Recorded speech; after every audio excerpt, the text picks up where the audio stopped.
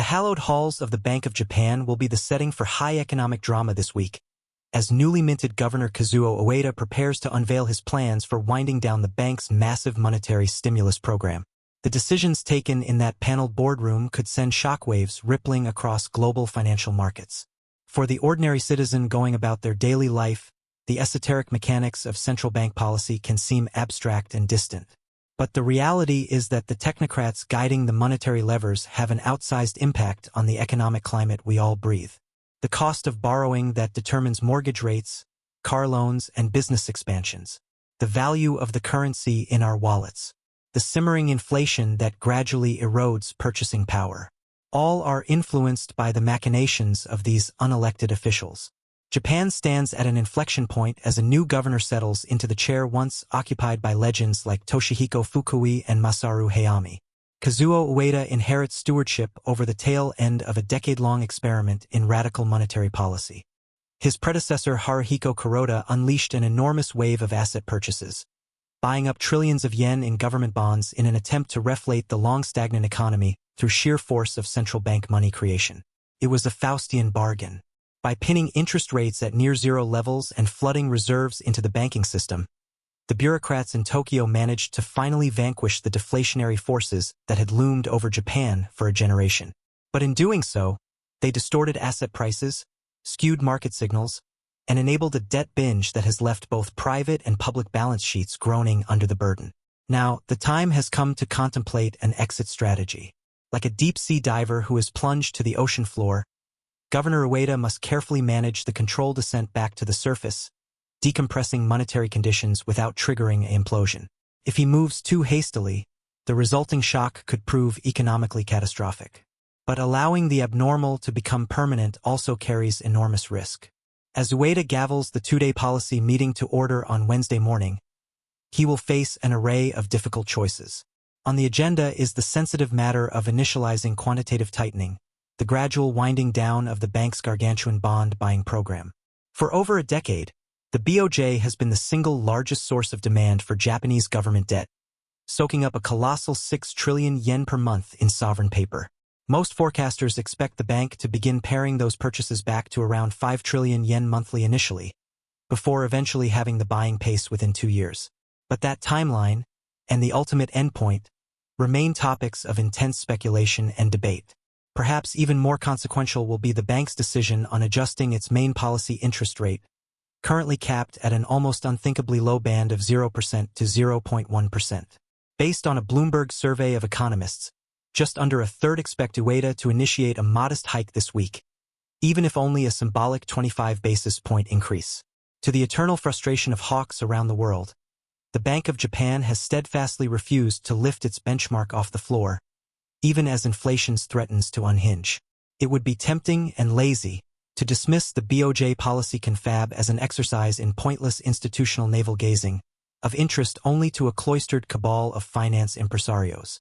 But the stakes involved transcend dry monetary mechanics. Ueda's actions have the potential to catalyze a dramatic repricing across asset classes around the globe.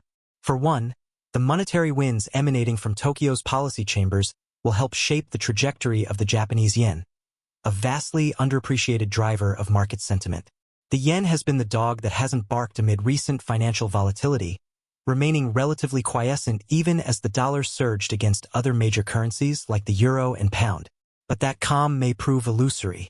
For months, speculators have been betting on an eventual narrowing of the yawning interest rate differential between Japan and the United States. That divergence, with the Fed funds rate now at a lofty 5.25% while Tokyo remains grounded at zero, has arguably been the single biggest weight anchoring the yen. A decisive shift by the BOJ to move off its uber-accommodative stance could unlock a torrent of yen buying as yield-starved capital gets reallocated. Already, we have seen herky-jerky moves in the yen as traders brace for the policy pivot, with the currency whipsawing between multi-decade lows and multi-month highs in recent sessions. A sudden yen spike could generate major disruptions across asset classes, from treasury yields to emerging market carry trades. Investors have become acclimated to the steady devaluation of Japan's unit, bidding up the country's stocks and making its exports more competitive. An abrupt revaluation could expose fault lines. Then there are the tremors that would radiate out through the global bond universe. If we assume the whispered 5 trillion yen reduction in BOJ debt purchases proves accurate, that represents an incremental 12 trillion yen, roughly $90 billion, that will need to find a fresh home as the central bank's hoovering drawer recedes. Where that liquidity washes up is anyone's guess.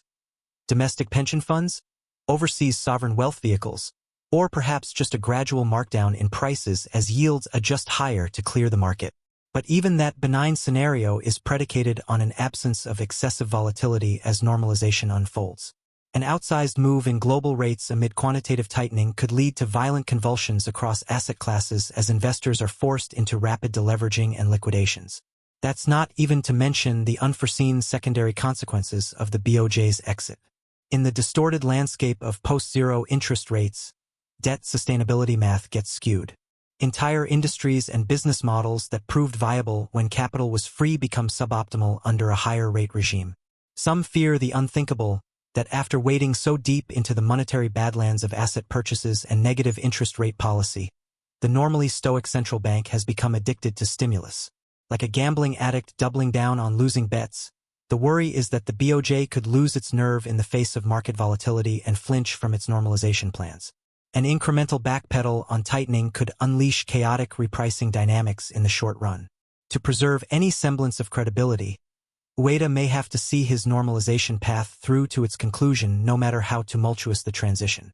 Of course, the contrarian view is that the worldwide obsession over this week's BOJ meeting has been wildly overhyped. After all, central banks are meant to be deliberative, cautious institutions. Ueda is a trained economist and veteran bureaucrat who has spent decades immersed in the nuances and rhythms of monetary policy formulation.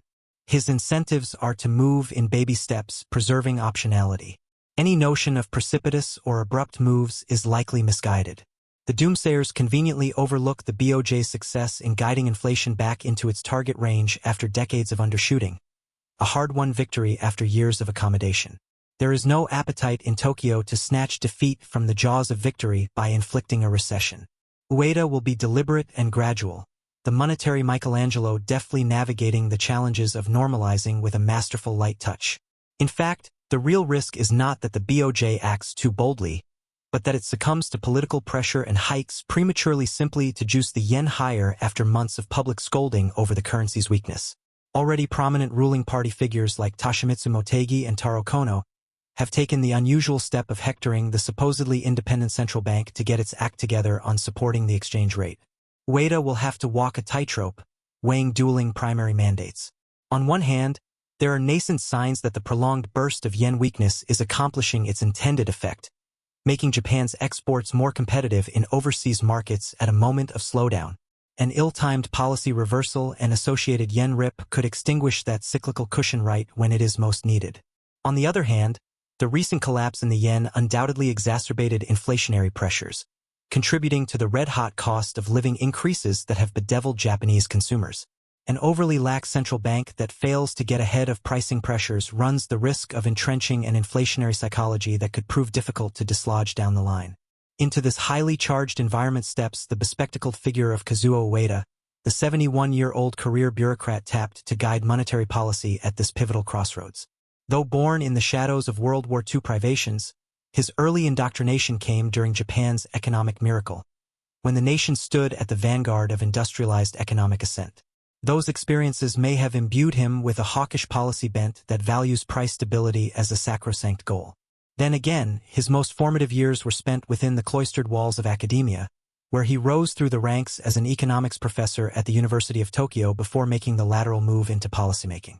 That ivory tower perspective could cut the opposite way, prioritizing theoretical paradigms like inflation targeting and dismissing price pressures as mere statistical noise to be disregarded.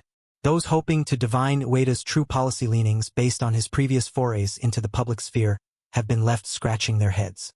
He has historically been cautious about tipping his hand, hewing to a strictly technocratic approach and steering clear of overt partisan signaling. That ambiguity leaves ample room for projection in both directions. Market pricing currently leans dovish, assigning minimal probability to a hike this week. But with the inflation genie stubbornly lingering outside the bottle, the new governor's first chance to display his mettle could well come in forcing a more restrictive stance on a reluctant consensus. An increase to the overnight rate, even if just a token quarter-point move higher, could be the shot across the bow signaling that all assumptions about the Bank of Japan's extraordinary accommodation should be revisited. Ueda's policy testimony this week will be scrutinized with the intensity of medieval scripture scholars poring over vellum tomes for hidden meanings. Every utterance, pregnant pause, and rhetorical flourish could contain coded, encrypted signals about future intent. Should his statement omit the customary references to being ready to increase stimulus without hesitation that became ritualistic under his predecessors, it could confirm whispers that he is preparing a definitive pivot away from Uber accommodation. Other subtle tells could be shifts in the bank's economic projections or markers like the quarterly Tankan Business Outlook survey. Any stealth downgrades to the rosy-tinged consensus forecasts for output and inflation could provide the rhetorical smokescreen Ueda needs to justify tighter policy by reframing underlying assumptions. The newly installed governor may also elect to harness the deft diplomatic skills honed over a lifetime as a civil servant. Much like the famed Parthian shot maneuver from antiquity, he could couch a seeming retreat from stimulus in conciliatory language, allowing more hawkish policies to slip in under the radar. No central bank wants to be seen as acquiescing to currency motivations, but Ueda could nod to the yen's weakness as an ongoing economic risk worth monitoring. No matter how he opts to choreograph events, Ueda's debut on the global policy stage will be a drama-filled spectacle with an audience of riveted financial titans hanging on every word. Market whales and hedge fund chupacabras will be poised to strike en masse, triggering the deluge of follow-on flows from risk-parity vehicles and volatility-trending strategies. Entire trading floors encompassing thousands of gamma-trapped newly minted MBAs will have their existential fates whipsawed by a few innocuous turns of phrase from Tokyo. It's enough to leave even the most grizzled market vet feeling a tinge of vertigo. How is it that a handful of individuals nestled in an institutional boardroom can exert such outsized leverage over the global financial machinery, redistributing billions with a mere flick of a pen? The central banking cartel is an anachronism in the modern age, an unelected priesthood exercising technocratic veto power over the mechanisms of capital allocation. Yet that same concentration of authority also breeds systemic fragility. What if the omniscient monetary planners prove fallible, their grand models out of step with reality? Historically, few forecasters saw high inflation coming, dismissing it as a theoretical curio. Having marinated in central bank institutional thinking, Ueda could be yet another Manchurian candidate of the Volcker inflation-fighting ethos, paralyzed by groupthink inertia. Indeed, the most dizzying dynamic on display this week is the rapid renaissance of the once quaint notion that central bank policy remains a potent tool to restrain rising prices in a globalized age.